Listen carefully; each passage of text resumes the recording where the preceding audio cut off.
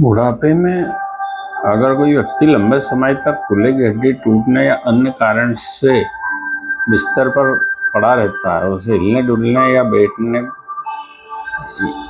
या किसी के सहारे चलना चाहता है, तो उसके बच्चे बार बार सलाह देते हैं, अरे आराम करो, अभी कुछ नहीं करना है। तो साथियों समझ लें, ये सबसे खतरनाक स्थिति की शुरुआत है, क्योंकि बच्चे तो अपनी ड्यूटी जैसा काम करके चले जाते हैं, लेकिन बिस्तर पर पड़ा वो बुजुर्ग मानसिक अवसाद, हृदय रोग, उच्च रक्तचाप, शुगर, बेड सोल, किडनी, फेफड़े का निमोनिया, यूरिन ट्रैक इन्फेक्शन का शिकार होकर उसका लंबा चलने वाला जीवन तुरंत ही सिमट जाता है और वो मौत का शिकार बन जाए। तो क्या किया जाए? नमस्कार, मेरे वरिष्ठ साथी में आपका वरिष्ठ साथी मनोज। आइए इस विषय पर जो जेरियाट्रिशियन वृद्धावस्था विशेषज्ञ की सलाह को समझते हैं, जो पिछले 27 साल से देखभाल करते हैं। उनको कुछ मदद मिल सके और वे बुजुर्गों को सिर्फ आराम करें की स्थिति में न डालें। साथियों, विशेषज्ञ कहते हैं कि बुजुर्गों के लिए लंबे समय तक बिस्तर पर पड़े रहना और उसके बच्चे ये कहते रहे आराम से करो, टेक इट स्लो, तो अक्सर यही सबसे खतरनाक शुरुआत होती है। लेकिन बुजुर्ग के लिए लेटना आसान है, लेकिन उठना बहुत मुश्किल। कई बार बीमारी नहीं मारती, बिस्तर मार देता है। एक 27 साल के अनुभवी जेरियाट्रिक्स विभाग के 54 वर्षीय अध्यक्ष ने इस विषय पर अपने जीवन में देखी गई 3 अलग अलग घटनाओं को कहानी रूप में सुनाया, जो मैं यहाँ बताता हूँ। पहली कहानी 2019 की शरद ऋतु की। एक 81 वर्षीय रिटायर्ड शिक्षक, जो उन्हें जांघ की हड्डी में फ्रैक्चर था। सर्जरी सफल रही। तीसरे दिन डॉक्टर ने कहा कि उन्हें वॉकर से चलने की कोशिश करना चाहिए, लेकिन उनके बेटे ने मना कर दिया। बोला, पापा इतने बूढ़े हैं, अभी सर्जरी हुई फिर गिर गए तो आराम से करो, उन्हें आराम करने दो। मैंने ये आराम से करो लगभग 500 बार सुना। हर बार सुनकर मेरे रोंगटे खड़े हो जाते हैं, क्योंकि 80 साल के ऊपर के लोगों के लिए ये 3 शब्द अक्सर एक खाई की ओर इशारा करते हैं। उन शिक्षक महोदय ने बेटे की बात मान ली और आराम करने लगे। 7वें दिन खांसी शुरू, 12वें दिन 38.7 डिग्री बुखार सेल्सियस,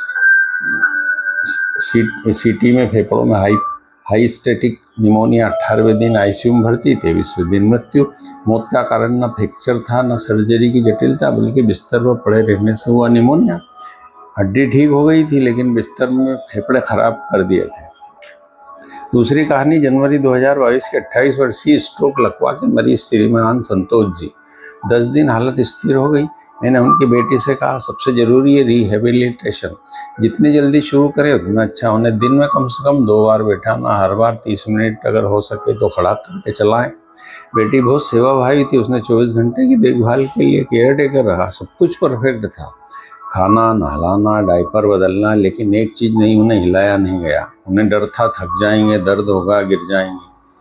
जब भी केयर टेकर बैठाने की कोशिश करता, वो कहती, जबरदस्ती मत करो, आराम करने दो। 3 महीने बाद उनका दूसरा पैर भी बेकार हो गया। बल्कि ये दूसरा स्ट्रोक नहीं था, बल्कि ये मसल एट्रोफी, मांसपेशियों का गलना था। लंबे समय तक लेटे रहने से हर हफ्ते 1.5% से 3% मांसपेशियां खत्म होती। 3 महीने में लगभग 40% मांसपेशियां खत्म हो गई। नतीजा, आधे लकवे से पूरा लकवा। पहले खड़े होने की पूरी संभावना थी, अब कभी नहीं हो पाएंगे। वे 14 महीना और जीवित रहे। इस दौरान उन्हें 3 बेड सोर घाव हो गए। सबसे बड़ा घाव इतना गहरा था कि हड्डी दिख रही थी। ड्रेसिंग करते समय वो तौलिया काटते थे और आंखों में आंसू बैठते थे। हर बार बेटी रोती रही, कहती, पापा आराम से करो, ये आराम से करो। सबसे नरम लेकिन सबसे क्रूर व्यवहार है। तीसरी कहानी 2023 के श्रीमान उपाध्याय जी, 83 वर्षीय व्यापारी, हिप रिप्लेसमेंट की सर्जरी। उनका बेटा इंजीनियर था, तार्किक सोच वाला। सर्जरी के अगले दिन वो मेरे पास आया, नोटबुक लेकर आया। डॉक्टर के प्यार, रोज का रिहेब प्लान बना दीजिए। मैंने 7 दिन का प्लान बनाया। पहले दिन एकल एक्सरसाइज हर घंटे 20 बार। दूसरे दिन पैर उठाना 1 बार में 10 बार, ऐसा दिन में 4 बार करना। तीसरे दिन वॉकर के साथ खड़े होना 2 मिनट, दिन में 3 बार। 5वें दिन 10 कदम चलना, दिन में 4 बार। 7वें दिन 8 मीटर चलना। क्या हुआ ना, दर्द हुआ? हाँ, बहुत हुआ। उनके बेटे ने ये नहीं कहा आराम करो, रुक जाओ। उसने कहा, पापा सिर्फ 30 सेकंड खड़े रहो, मैं टाइम कर रहा हूँ। उन्हें दांत भींच कर पूरा किया। 14वें दिन वे स्वयं चलकर वार्ड से बाहर आए, धीरे धीरे लेकिन अपने पैरों पर। उस साल के कुल 184 मरीजों में से सबसे बेहतर रिकवर हुए। डॉक्टरों ने अपने 27 साल के अनुभव की सच्चाई में 5 बातें बताई। पहली सच्चाई, 2 हफ्ते से ज़्यादा बिस्तर पर रहना, मांसपेशियों में तेजी से नुकसान।